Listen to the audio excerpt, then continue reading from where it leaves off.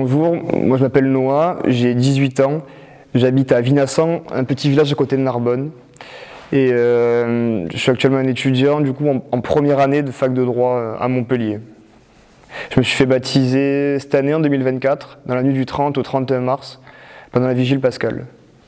Ce qui m'a conduit à frapper à la porte de l'église, c'est que depuis tout petit, je me pose la question de l'existence de Dieu, alors que mes parents étaient baptisés plus par tradition que par croyance, et que j'ai grandi dans une famille d'athées, donc je ne trouvais pas forcément les réponses à mes questions.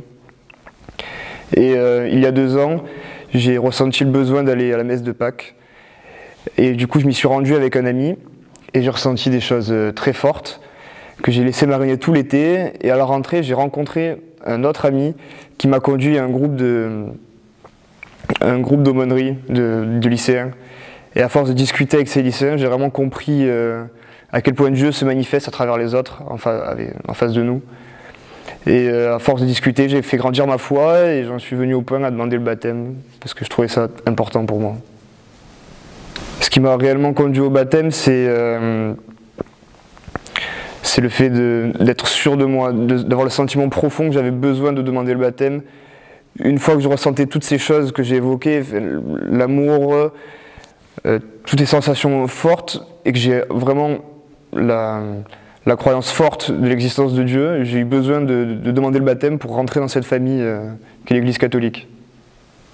Alors pour ma préparation, je suis arrivé dans un groupe d'aumônerie et à force de discussion, une fois par mois, c'était un rendez-vous par mois, une question centrale posée et on discute autour du sujet, presque comme de la philosophie, mais avec un aspect religieux donné par un prêtre en l'occurrence.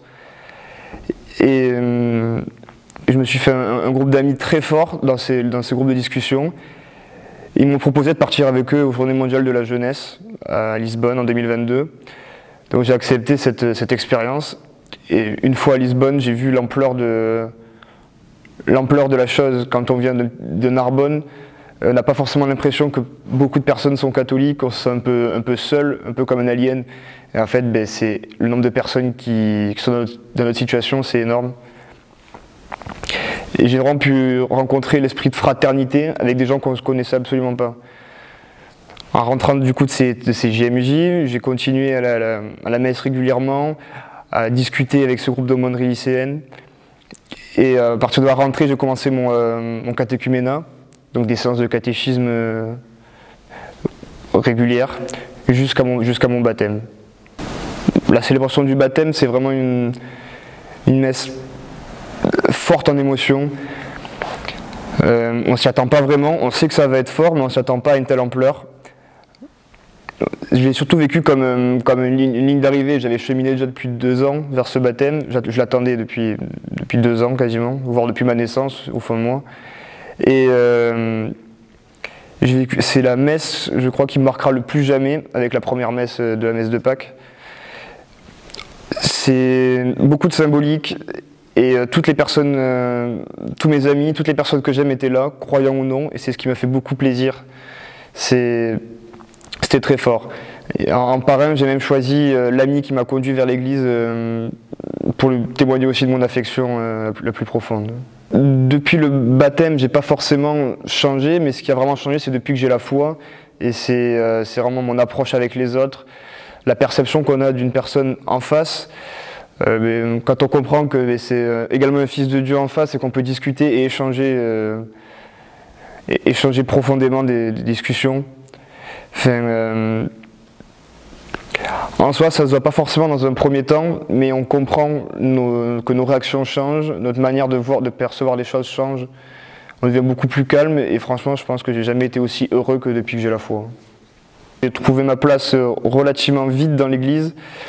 Dès la première fois où je suis arrivé à la messe, j'y connaissais rien parce qu'à part des baptêmes, des mariages ou des enterrements, je n'avais jamais assisté à une messe. Donc j'ai demandé à une femme de nous aider, à nous accompagner vers son mari, et son mari nous a de suite pris sous son aile.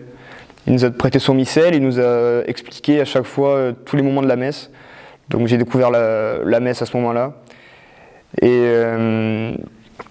quand je suis arrivé dans le groupe de discussion, j'ai de suite été intégré par mes amis et par les prêtres de ma paroisse. Et à force d'aller à la messe, tous les gens de la paroisse m'ont accueilli également.